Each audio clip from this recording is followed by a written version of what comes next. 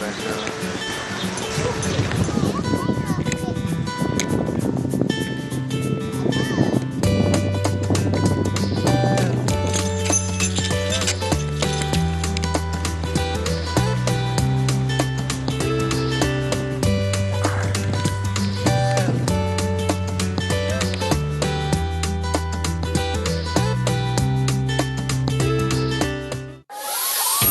Broadcasting Company is pleased to present the third and final round of the 115th Annual Eastern Counties Cup Competition, featuring defending champions, Cleveland County Cricket Club, and challengers, St. David's Cricket Club, at the Seabreeze Oval in Bailey's Bay. Join the island's leading cricket commentary team of Alan Richardson, Wendell Smith, and Dwayne Sluggo Lebrock, with live ball-by-ball coverage. Saturday, September 1st, starting 9:45 a.m. on Power 95 FM, the island's #1 station for your Eastern County Cup Competition. Brought to you by Lindo's Group of Companies, John Barrett & Son Limited, Polaris Holdings, Money Shop, and Moongate Insurance Group.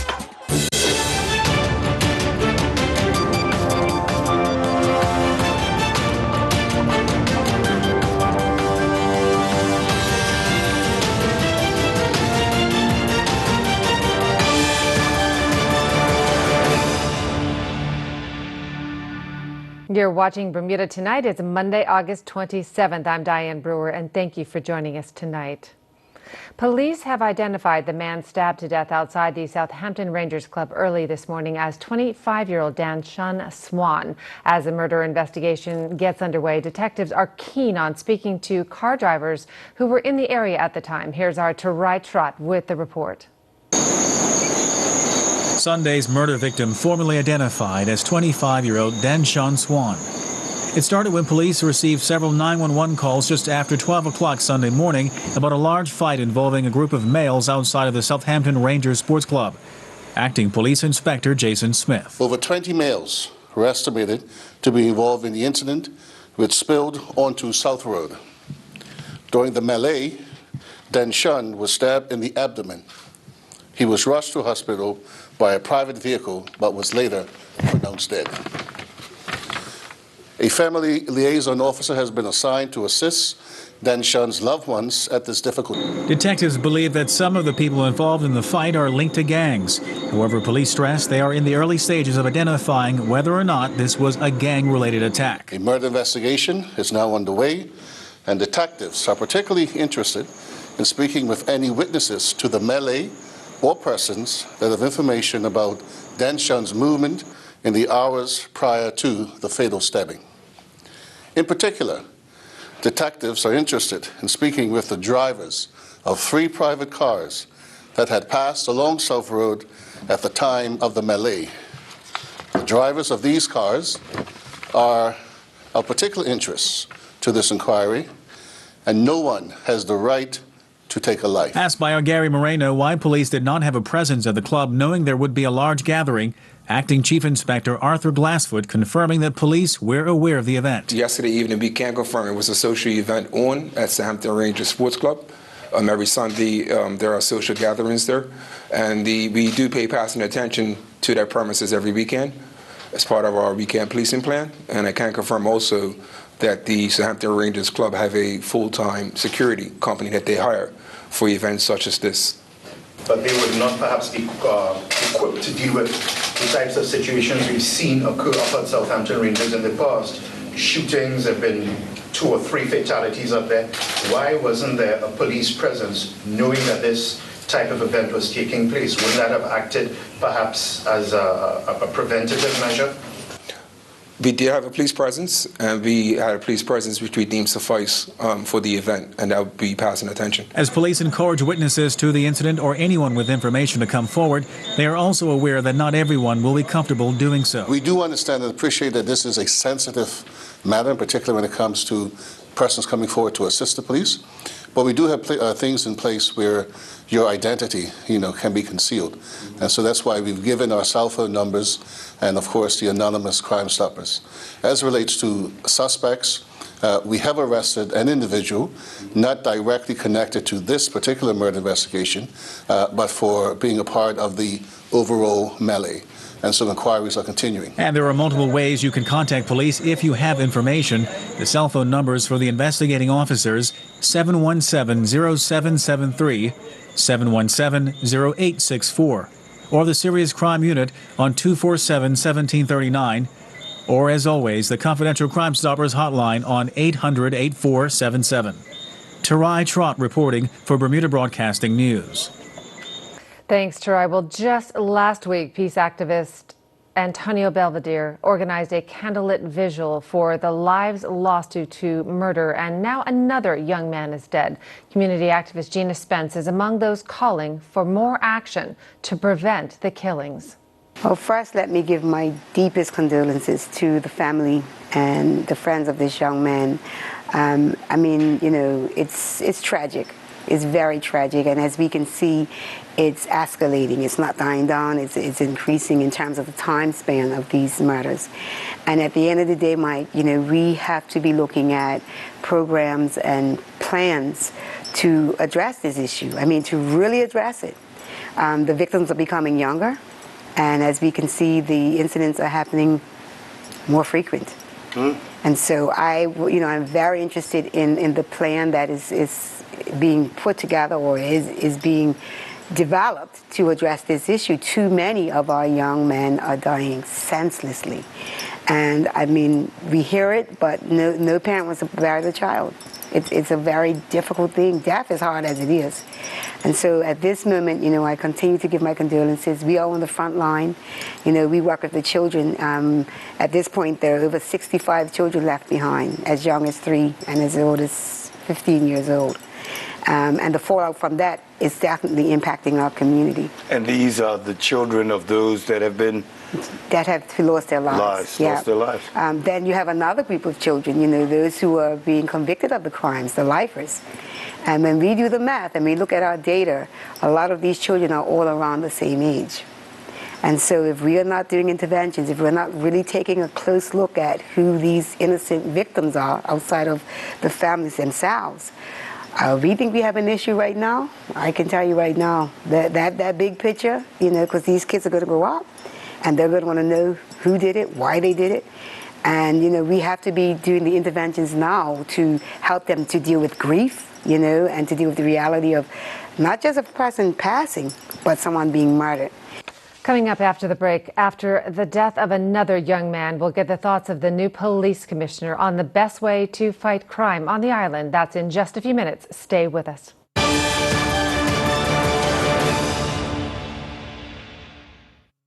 This is Jane.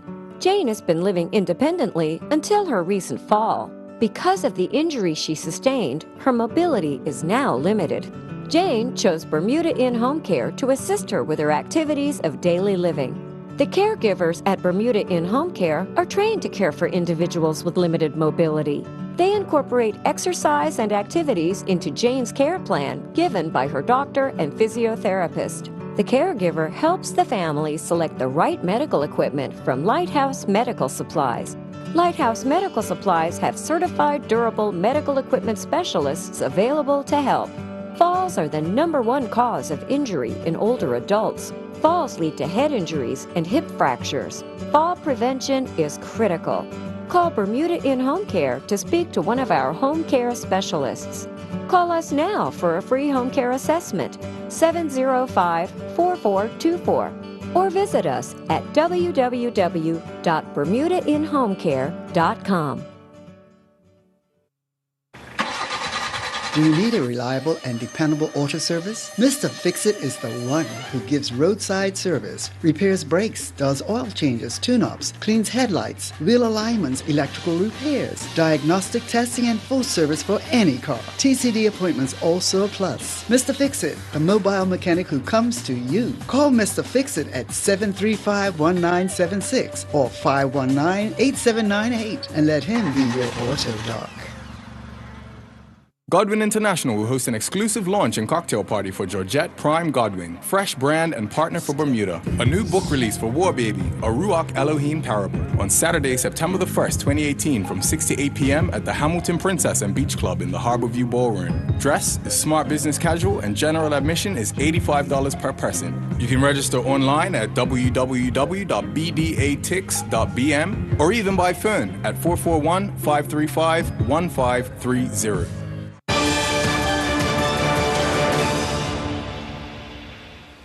Welcome back. The new police commissioner says he wants community buy-in as he and those under his command seek to fulfill their mandate of making Bermuda safer. Speaking with Gary Moreno, Commissioner Stephen Corbishley explained some of his policing philosophy and role he encourages residents to play. It's been just about 3 weeks since Stephen Corbishley was sworn in as police commissioner. The cliched baptism of fire could well be used to describe that time, as he has had to deal with a series of major crime incidents. Mr. Corbishley says he's taken it all in stride, and support from the community has proven invaluable with the investigations into these matters. I'm really keen to get back to a very visible community model of policing for Bermuda, and whilst obviously it's going to be challenging and we have budget that we have to manage, but to actually see some police resources working in parishes, of the 9 parishes we've got, every single day. So it's not just a visible resource, but it's the same resource, and they build relationships with local residents, with the churches, with schools, with retail proprietors, so they understand and they can listen, but they can also respond. The top cop describes as worrying young people arming themselves and going out into the community. And that's something he will be paying close attention to. And it concerns me that young people may choose to carry weapons, and certainly as Commissioner and part of the Bermuda Police Service, we will tackle that issue, but we also need to get into the culture of young people that carrying knives and other weapons not only just won't be tolerated, but actually makes them extremely vulnerable themselves, and that's part of a programme of work that I want to push forward in my time as Commissioner.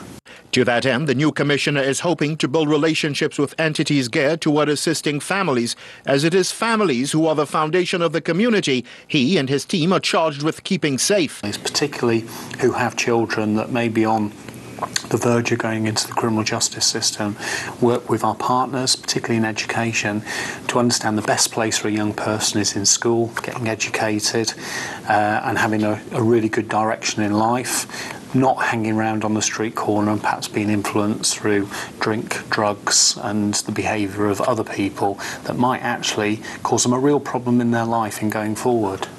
While the Commissioner is clearly desirous of building lasting relationships with social partners with the aim of greater community involvement, to use another cliche, he warns don't take his kindness for weakness. I'm not a soft option Commissioner. We will use all the powers and what's available to us to deal with these things. I will not tolerate violence in our communities. I will not tolerate the supply of drugs, which often influences this kind of behaviour.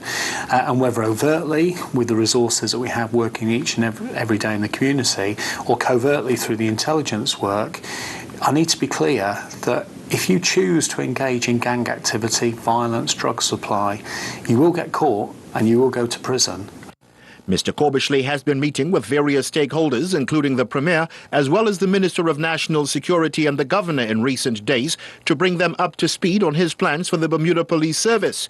Their responses, he told us, have been more than encouraging. Gary Moreno, reporting for the Bermuda Broadcasting News. And tonight in a special program, you can watch Gary's full interview with the police commissioner. That's at 8 p.m. this evening, right after the news. Turning to weather now, and let's see how it looks outside right now from the camera on our broadcast tower. Another beautiful evening, but will the sunshine continue? Here are the answers from AccuWeather headquarters. AccuWeather is presented by BF&M Insurance Group.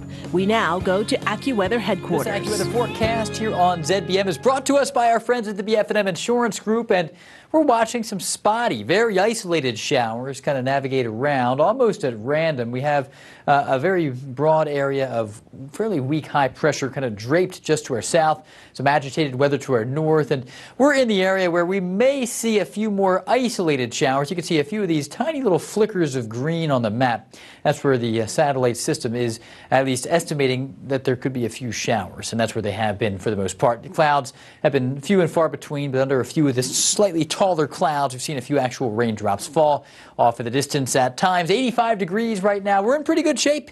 We have humidity at 65 to 70%. Winds are light and from the northwest at only 5 knots. Very light winds, even less than 5 knots in some times. And we have water temp back up to 86, so very warm water. On the inside, flat water. 1 foot or less wave heights. On the outside, we have some pretty tolerable 1 to 3 footers, so decent boating weather for most of the crowd. High tide is coming up at 10:18, so the tide is coming in for the evening. High tide 10:18 tonight. It goes back out at 4:36 Tuesday morning. High tide again at 10:42 a.m. Tuesday, and then the tide heads out for the late afternoon tomorrow. Tonight, mainly clear and warm. No real complaints out there. Temperatures are staying up 78 degrees, and then tomorrow we're going to match that water temperature at 86 or so. Most of the day will be dry, similar to today, with a mix of sunshine and some clouds, but there is the small chance of a stray shower out there. Doesn't look widespread. Futurecast is going to highlight this broad area of high pressure nearby and some isolated spotty showers nearby as well, tied to a little bit lower pressure to the north. There's not much rhyme or reason as to where these will occur, and whatever does develop is going to be real slim. Eventually, by tomorrow evening, Tuesday evening, high pressure becomes a little more robust off to the west, and that will probably put a punctuation mark on showers for the day. And as we look at the gateway forecast, it's going to be a hot time in eastern North America. Toronto, New York, Boston into the 90s. Look at Boston, 96 degrees. Very toasty out there on a steamy late summer day. That's Tuesday. Atlanta, 90 degrees. Miami, scattered thunderstorms, a little cooler down to the south. And into London, we're around 72, which is a little more tolerable. Into the Caribbean we go with scattered showers and thunderstorms into Jamaica, Barbados, Trinidad and Tobago, which is business as usual. The good news here is that there is nothing menacing. Now, looking farther out into maybe that 7 to 10 day ballpark, we'll keep an eye on some tropical waves that'll be emerging off the west coast of Africa. It is near the peak of hurricane season, but we've been able to escape serious trouble so far this year, and that's certainly a good thing. But we need to keep our guard up at this point as, again, we're approaching the peak, September 10th. Spotty showers may return again on Wednesday, similar to Tuesday, and then we're dry and staying warm Thursday, Friday, and Saturday. Back to you. AccuWeather was presented by BF&M Insurance Group.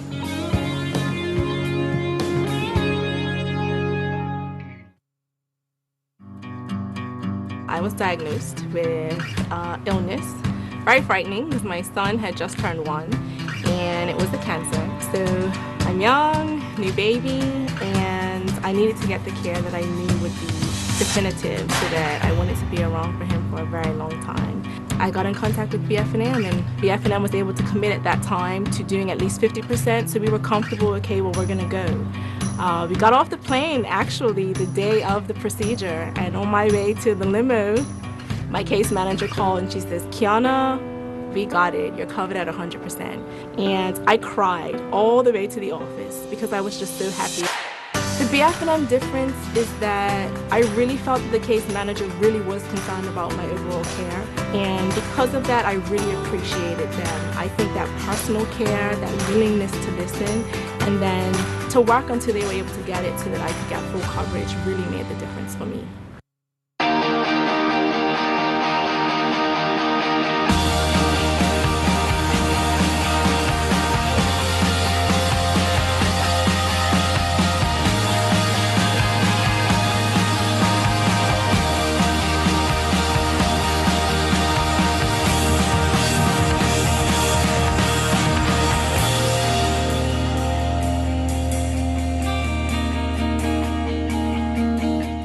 From the very beginning, it was always our singular focus to do whatever it takes, use every possible resource to fight cancer, and never lose sight of the patients we're fighting for.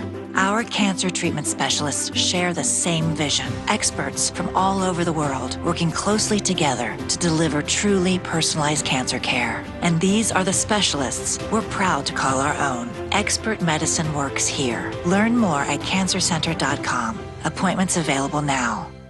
The core of Smart Security's business is providing customers with burglar, fire, CCTV, and other essential alarm services. An important and growing market that offers you the best of all worlds, state-of-the-art protection technology, and monitor your system 24 hours a day, every day of the year, offering you that peace of mind knowing everything you care about is safe and secure. Technology allows residential and business customers to access information and to control their security systems remotely. For more information, call Smart Security Systems at 292-4019 or visit their website, smartsecuritysystems.bm.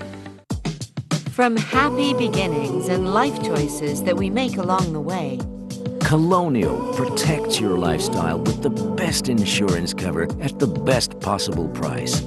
health insurance with far-reaching benefits, Family protection and long-term financial plans. business insurance and generous employee benefits. For happy beginnings to happy ever after, visit CGIGroup.com. Colonial, where people come first.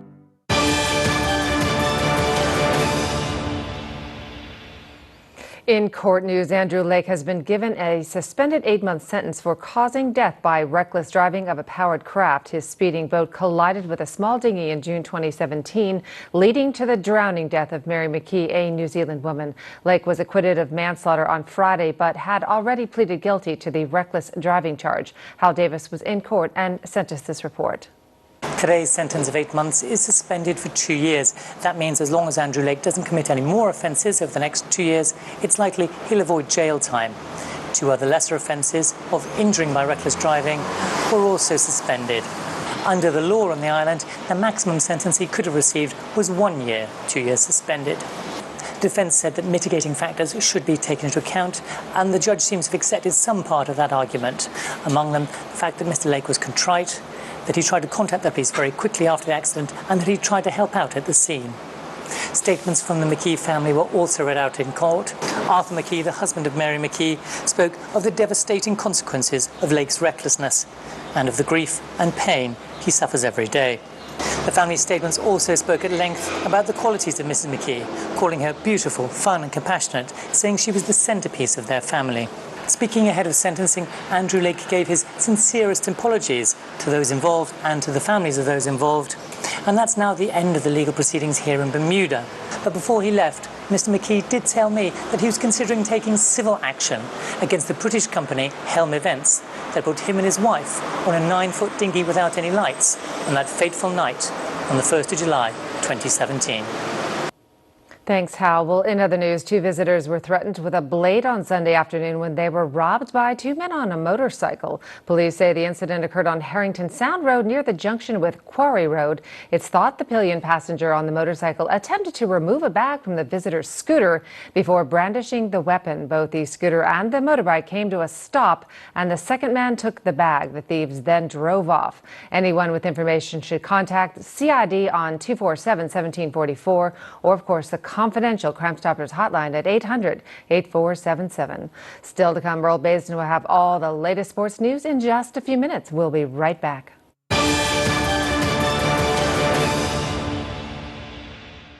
ZBM Realty and Associates services all your real estate needs. Our agents have years of real estate experience specializing in selling of properties, renting of properties, property management, vacation rental. So whether you're looking to move to another location, selling your home, purchasing a new home, or a landlord looking for assistance in managing your property, give us a call today. One of our experienced agents will be more than willing to assist you with all your housing needs. Call us on 234-2050 or visit our website, jbmrealtyandassociates.com.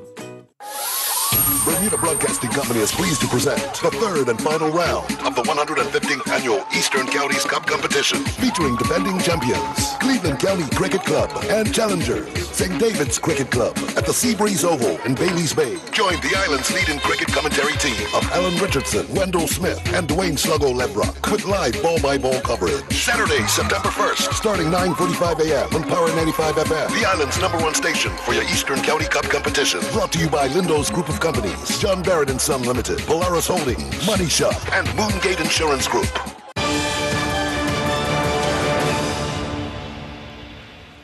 Sports now, and a mixed day in the Cayman Islands for Bermuda squash players. Earl Basin has the details and much more in tonight's sports package. It was a mixed day for Bermuda as the Pan American Squash Championships got underway in Cayman Islands. 2 Bermuda players won, however, 4 lost. Individual men's first-round action, Elijah Simmons went down to Joe Chapman in straight games, 11-1, 11-3, 11-3. Noah Brown defeated Nicholas Cabrallo in straight games, 12-10, 11-3, 11-5. And Michael Franklin advanced after his opponent, Dion Emsley, retired down 3-2 in the second game after Franklin won the first game, 11-1. On the ladies' side, Laura Robinson took to the court and fell to Maria Pinot in straight games, 11-9, 11-5, 11-7. Alex Furtado lost her battle against Ashley Khalil in straight games, 11-7, 11-3, 11-3. And Emma King fell to Juliana Pereira in straight games, 11-5, 11-8, 11-8. The Bermuda National Men's Rugby Sevens team did not enjoy their 5th appearance at the Rugby Town Sevens in Colorado this weekend. In their opening Pool B match, Bermuda went down 24-17 to the Sacramento Eagles. They were then defeated 35-5 by the Denver Sevens Selects. Game 3 saw Bermuda fall 40-0 to the Collegiate All-Americans, and Bermuda would next fall 29-10 to the Washington Athletic Club. Tyler Smith took part in the European Triathlon Union Sprint Triathlon European Cup in Hungary on Saturday. Competing in the elite men's field, Smith unfortunately did not finish after a crash on the first lap of the bike course. Steve O'Reilly competed in the ITU America's Cup Sprint Triathlon in Montreal. O'Reilly finished 53rd overall in the field of 192 competitors. He was also 5th in the men's 50 to 54 age group. O'Reilly clocked a time of 1:19:43.